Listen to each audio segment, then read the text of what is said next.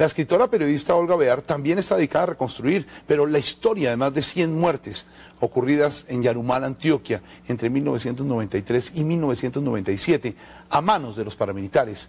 Hechos que prácticamente pasaron inadvertidos entre los colombianos, pero que Olga ha plasmado en su libro El clan de los 12 apóstoles, en el que toma importancia el testimonio del mayor en retiro de la policía Juan Carlos Meneses y otros testimonios más que indican que Santiago Uribe Vélez, el hermano del expresidente Álvaro Uribe Vélez, sería la cabeza de esta estructura en Antioquia. Acusación muy grave, pero que según ellos es verdad. Pero entonces, ¿por qué aún no se ha esclarecido quiénes eran los jefes de ese grupo?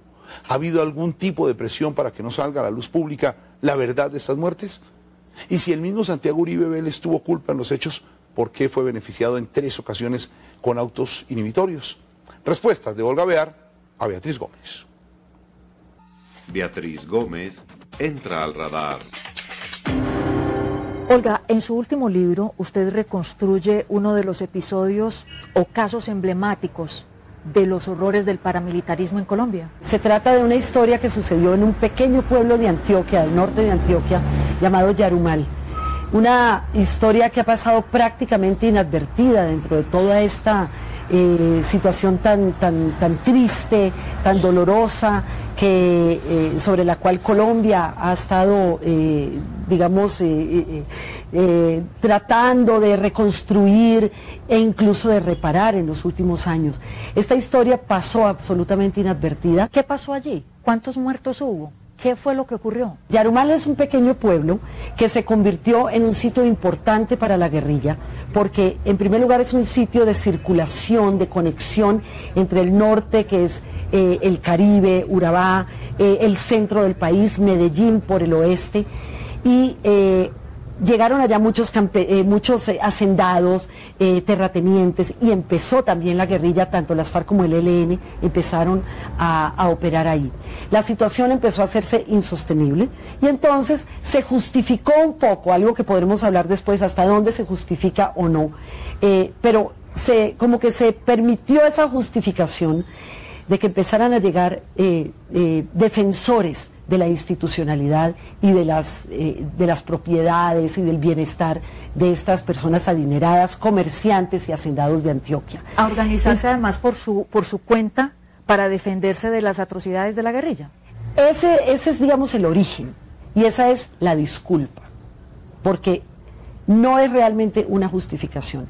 Algo que queda muy patente, muy bien explicado en mi libro, es que en realidad el paramilitarismo no apareció en Colombia porque el ejército y la policía no pudieran combatir a la guerrilla.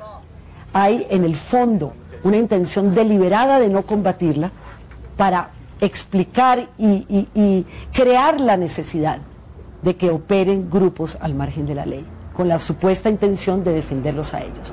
Entonces, a donde llegó la guerrilla, después llegó el paramilitarismo. Pero este grupo, que empezó a operar en el año 1993, no empezó como una convivir o como un grupo paramilitar propiamente dicho.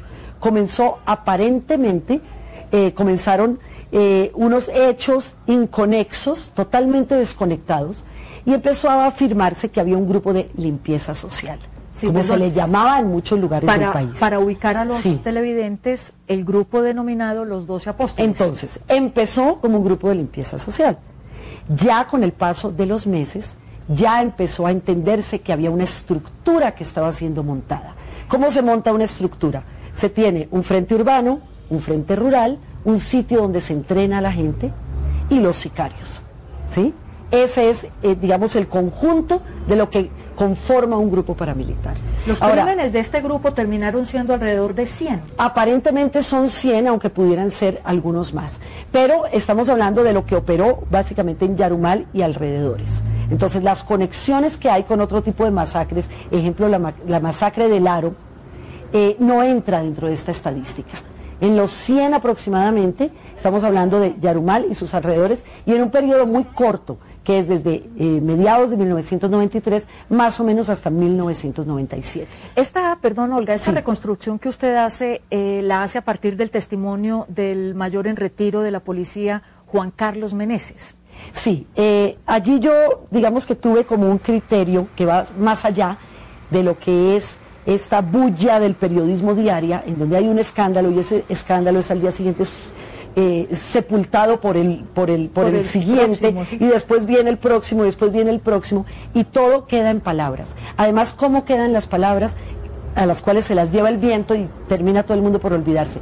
La palabra de la parte y de la palabra de la contraparte. Usted hizo, yo no fui, y usted es un criminal. Sí, en los desmentidos, claro, y queda todo ahí. Entonces, ¿yo qué quise? Reconstruir esa historia. Encontré allí una riqueza testimonial, una riqueza narrativa, una riqueza histórica, política, en un caso pequeño, que me surge, le voy a decir, yo hace muchos años tengo una inclinación por el cine, e incluso hoy en día soy docente en una facultad de cine, ¿sí?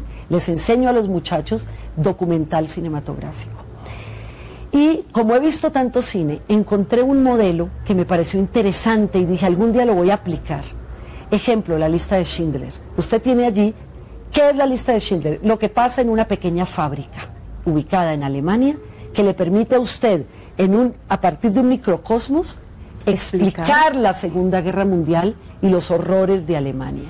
Es el mismo modelo. A partir de Yarumal, yo logro explicar el fenómeno del paramilitarismo. Se conoce en Colombia un testimonio similar a este, donde un miembro de las Fuerzas Armadas, que esa es la particularidad, un miembro de las Fuerzas Armadas explique con tanto detalle el modus operandi de los grupos paramilitares y sus alianzas con ganaderos, con comerciantes, políticos, militares y policías? Yo creo que este es un caso único y que este caso es el que marca la diferencia. ¿Por qué? Porque cuando estamos hablando de que habló Macaco, de que habló Villalba, de que habló un jefe paramilitar, de que habló un narcopolítico, siempre la respuesta es, es que esos son criminales. Pero aquí le está hablando usted una persona que fue del establecimiento, sí, y que fue querido por el establecimiento y elevado por el establecimiento hasta el grado de mayor de la policía. La Fiscalía de Antioquia estudió, investigó este grupo, los 12 apóstoles, y durante la segunda parte del proceso algunos testimonios claramente se indicaban a Santiago Uribe Vélez de ser el líder de esta organización criminal. Sin embargo, en 2 o 3 oportunidades Uribe Vélez fue beneficiado, digamos, con autos inhibitorios. ¿Por qué volver sobre un tema que la Fiscalía dejó ahí en ese terreno de una decisión inhibitoria? Claro, porque el proceso se puede reabrir cuantas veces se quiera abrir. Y si logran ser declarados como delitos de lesa humanidad, porque forman parte de esta estructura de paramilitarismo que generó esta gran cantidad de víctimas y de desplazamiento en Colombia, el caso puede reabrirse y puede activarse cuantas veces sea necesario. Además, porque no es cosa juzgada. No es cosa juzgada. A ninguno de ellos, incluido Meneses, que estuvo en 2 ocasiones en prisión cada vez por 6 meses, y siempre terminaban liberándolo, pero nunca le precluyeron las investigaciones. Me queda una duda. Meneses dice en su testimonio en el libro que a él le sorprende que la Fiscalía no haya dado con los verdaderos responsables de este grupo paramilitar, y queda sorprendido, se muestra sorprendido de los errores que según él cometió la Fiscalía, que impidieron dar con esos protagonistas o con esos responsables de este grupo. Digamos que ese es un poco como el punto de vista de él. Yo tengo un punto de vista diferente. ¿Cuál es el suyo? El mío es, este libro demuestra que el caso de los 12 apóstoles, el caso jurídico de los 12 apóstoles, es un monumento a la impunidad. Usted dice que hubo interferencia, digamos, de los políticos implicados en esto a alto nivel, que llegaron a neutralizar la operación de la justicia en este caso. Es que pasaban cosas muy extrañas. Llegaban donde un juez con todas las pruebas y el juez metía a la cárcel, por ejemplo, a Meneses, diciendo, este señor, yo voy a seguir el proceso porque siento que es responsable y probablemente va a ser llamado a juicio. Y de repente le decía, no, ¿sabe qué? Esas pruebas realmente no son suficientes, vaya para la calle. Y según Meneses, siempre había la intervención al más alto nivel para que este caso se resolviera a su favor.